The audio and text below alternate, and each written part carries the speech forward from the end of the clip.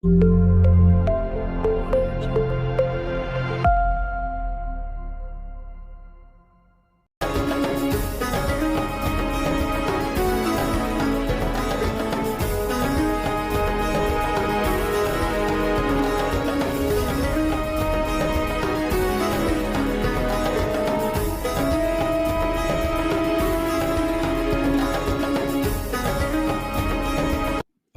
minasyaitonirrajim. Bismillahirrahmanirrahim. Assalamualaikum warahmatullahi wabarakatuh. Alhamdulillah wassalatu wassalamu ala Rasulillah. Nahmaduhu wa nasta'inuhu wa nastaghfiruhu wa nashhadu an la ilaha illallah wa nashhadu anna Muhammadan abduhu wa rasuluh. Allahumma ij'alna minat tawwabin waj'alna minal mutatahhirin waj'alna min ibadikas sholihin. Qala Allahu ta'ala fil Qur'anil Karim, bismillahirrahmanirrahim. Rabbis shrah li sadri wa yassir li amri wahlul 'uqdatam min lisani yafqahu qawli. Amma ba'du. Alhamdulillah, mari bersama-sama kita memuji dan bersyukur kepada Allah. Sore hari kini kita masih dilimpahkan rahmat, hidayah, kesehatan sehingga kita masih bisa melaksanakan aktivitas kita. Mudah-mudahan seluruh kegiatan kita pada hari kini menjadi amal ibadah hendaknya, amin ya rabbal alamin.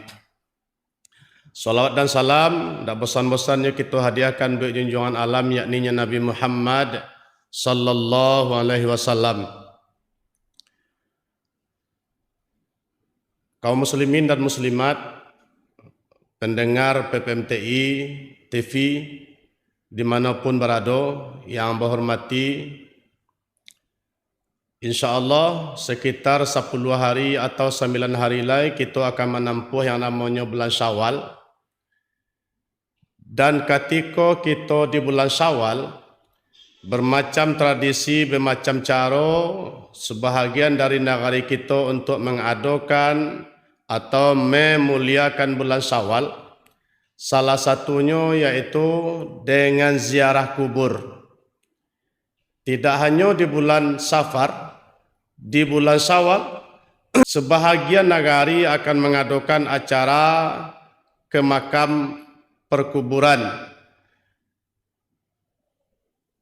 Artinya, apakah ada dalilnya tentang ziarah kubur atau tidak? Mari kita kupas masalah ziarah kubur. Berkenaan dengan dalilnya, Nabi Muhammad sallallahu alaihi wasallam pernah berkata, "Kuntu nahaitukum an ziyaratil kubur." Sewaktu Islam masih lemah, keimanan masih kurang, ketika itu Nabi melarang umat Islam untuk ziarah kubur. Apa sebab? Sewaktu orang yang ziarah kubur pergi ziarah ke pemakaman saudaranya, ini ndak ziarah do maratuk-ratuk di sinan manangi-nanginya di situ. Takana de nyuntuang salamo ndak dole uranan meninggal ko nyuri tinggalan surang takamaka mangadu itu nanti takana de nyo cabik-cabik baju, kemudian nyo jambak-jambaknya rambutnya. Nampak di Nabi tingkah laku takah tu, Nabi melarang perbuatan takah tadi, sehingga Nabi larang orang untuk ziarah kubur. Berkembangnya Islam, makin mantaplah keimanan manusia, maka Nabi anjurkan untuk ziarah kubur. Fazuruha, maka ziarahilah olehmu akan kubur. Kemudian apa hikmah dari ziarah kubur yang disampaikan oleh Nabi dalam hadis itu? Fa innaha tazkurukumul akhirah. Sesungguhnya ziarah kubur mengingatkan kamu akan kematian. Nah, itu dalil yang menerangkan tentang ziarah kubur.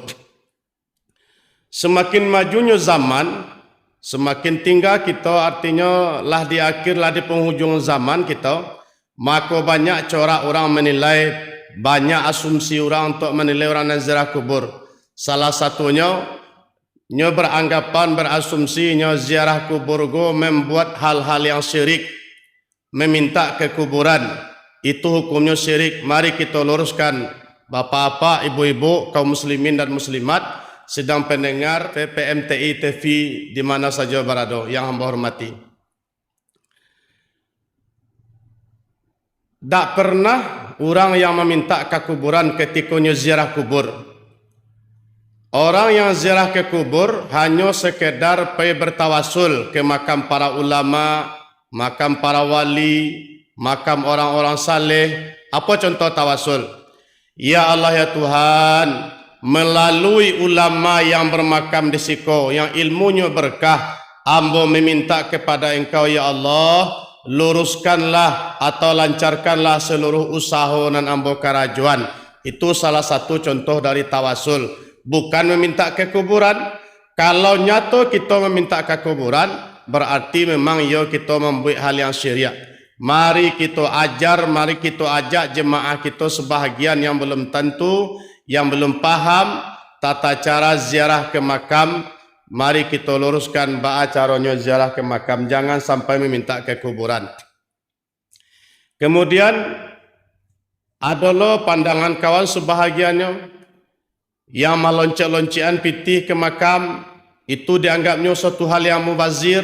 Padahal kita tahu bapak-bapak, ibu-ibu sedang jamaah pendengar PPMTI TV di mana saja berada yang hamba hormati. Sabananya untuk balik budi, ketika ulama ke masih hidup, berjalan kita ke rumahnya, maka kita akan balenggang babuah tangan, bajalan babuah batih. Kalau hidupnya mungkin barangkali di bawaan, mungkin barangkali pisang rasa seke, durian gak cie, si pului gak sakete, diantan ke rumahku kita tadi. Dek lantarannya lah meninggal, kita usahawan badoncik di makam tu karena gunanya. Yang pertama, jarang kita mencari makam tu, mungkin barangkali jalannya lah sama, mungkin barangkali tampaknya lah tidak layak ledo dipakai di sinan, maka kita badoncik sekali setahun untuk datang ke pusaro, guna tak lain tak bukan hanya sama to untuk memperindah pemakaman tadi dan memperbaiki ruas jalan yang akan kita tampuh di tahun yang ketiba menjalan kita pai ziarah ke makam, tampik nak kita ziarah itu apa-apa ibu-ibu, kaum muslimin dan muslimat rahimakumullah. Kemudian mari kita luruskan kembali tentang pemahaman yang mengatakan ziarah ke makam ulakan tu syirik, ziarah ke makam para ulama syirik, bukan ziarahnya yang syirik. Mari kita perbaiki cara kita, jamaah yang ada, kita perbaiki cara-cara kita untuk berziarah di masa yang ketiba. Satu catatannya, jangan pernah meminta ke kuburan. Karena meminta ke kuburan merupakan hal yang dilarang oleh Allah Subhanahu wa taala dan dilarang oleh Nabi Muhammad sallallahu alaihi wasallam. Kalau hanya sekedar bertawasul, silakan seperti contoh yang labasabian tadi. Kemudian dalil landasan tentang ziarah kubur labasabian tadi, kuntu nahaitukum an ziyaratil kubur fazuruha fa innaha tazkurukumul akhirah.